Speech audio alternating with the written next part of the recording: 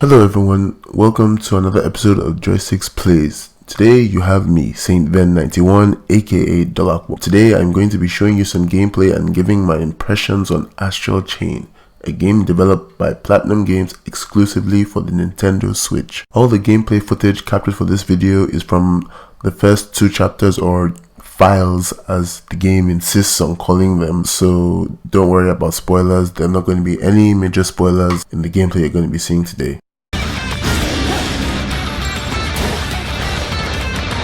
Now, if you've ever played a Platinum game or a Platinum Games game, you may have an idea of what to expect. Platinum games like Bayonetta, Nier Automata, and Metal Gear Rising: Revengeance, for the people that actually played that one, are usually fast-paced action games with very tight dodge-focused combat. Astral Chain is that, but it has its own unique twist on things. To give the basic premise of the game, in Astral Chain you play as a police officer on the Ark, which is an artificial island that serves as an escape from a mysterious form of pollution called red matter. Red matter had basically destroyed the world after a meteor strike, and we're talking about far into the future, like 2070s. 10 years after the strike, interdimensional gates began to open, and creatures known as chimeras, which normal people cannot see, started to emerge from the gates, and they would drag people into the astral plane from the Ark. You are a member of a special task force of the police known as Neuron, and it is your job to use legions, which are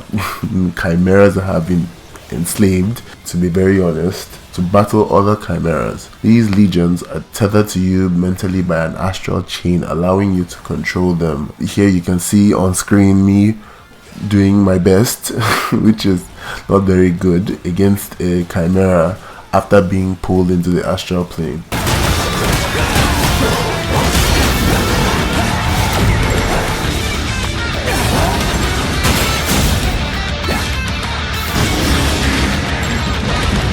In terms of gameplay, I think the gameplay of this game is really fun. The combat is fast paced and easy to understand, possibly difficult to master if you want the highest rank on all of the chapters in the game, which is the S+ rank.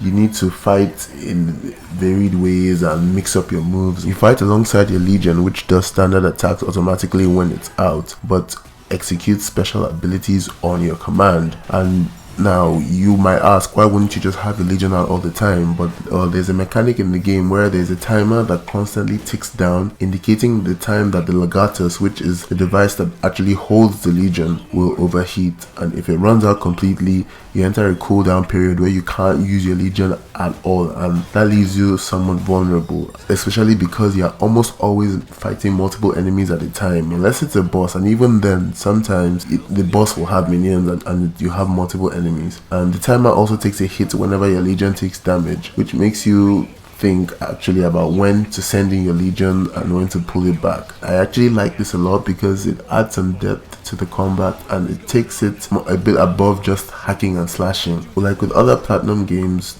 when you dodge at the right moment, you are able to counter with a powerful attack of your own, although in Bayonetta it was Witch Time. This rewards you for having good reflexes. So all in all, I find the combat really enjoyable and it's the best part of the game. It's Platinum Games doing what Platinum Games does best.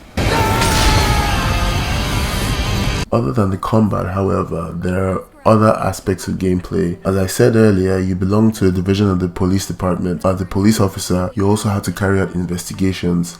Often before you go chimera hunting, you need to gather some information from locals to figure out what exactly the chimera might be, what problems it's causing, and where you might be able to encounter them. And in addition to that, you also stop human crimes and subdue human targets with the aid of your legion. Your legion can assist with investigations by eavesdropping on civilians that don't want to talk to the police for whatever reason, and it's just about as ethical as using your pet chain demon to beat up human hoodlums disturbing the peace, which is actually something that you can do in game. When you've gathered enough information, you most likely will get quizzed by an NPC, and your ranking for the investigation is pretty much dependent on how well you've answered questions. There are also instances where you help out citizens with their problems. They're quite varied. Sometimes it might be to use your legion to get something from a high spot, or even something like helping a child find their mother in a crowded area. Because like I said, you're a police officer. This is the kind of thing people might turn to the police for. And I really enjoyed this because when you do things like this, you feel like an actual cop and not just like Dante from Devil May Cry or Bayonetta with a pet demon on a chain. Iris startup. Iris shut down.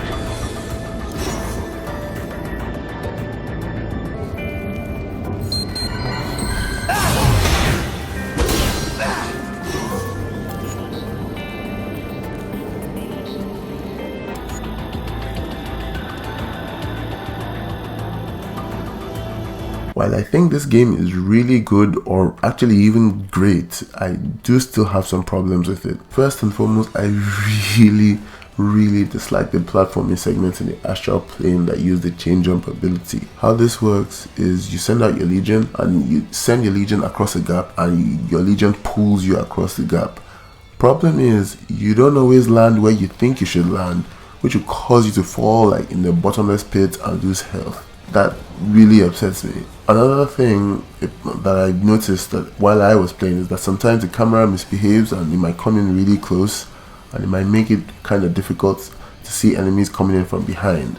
Sometimes there's just too much activity and the enemies kind of have the similar color schemes, and it can be hard to tell them apart and read their telegraph attacks and dodge appropriately. As at this point, I actually have finished the game. And another thing that really upset me are the stealth sections. I still don't understand why people keep putting stealth sections in non-stealth games. There were a couple of them, and honestly, at each point, I just felt the pacing break down. The investigations are already there to serve as some downtime from the high-octane action, and I don't really understand why we need to be stealthing around when you can basically most likely just beat anyone or anything into submission. My biggest gripe with the game, however, and this is totally subjective, but I really did not like the default controls.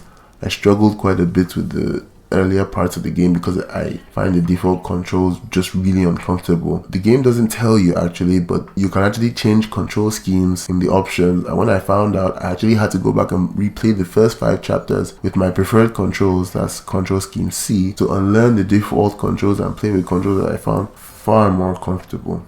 All in all, I really do think Astral Chain is a great game and 100% worth a buy if you like games like this where there's a lot of action and you feel like a badass, and also if you want to Switch because it's exclusive to the Switch. Core gameplay is really fun. You unleash really stylish combos on enemies, makes you feel like almost godlike, like demon killing cop. I love the art style. It has a cel shaded art style, has this really nice anime look, and I think it's going to age really well because it's not striving for realism. Like for instance, the way of all the Zelda games, one of the ones that has aged the best is The Wind Waker because it's not striving for this realistic look. Nowadays, if you look at Twilight Princess, which was trying to be uber realistic, it doesn't seem to have aged all that well. The art style they chose actually makes the game look really good, even though it's on a far less powerful system than like the PS4 or the Xbox One.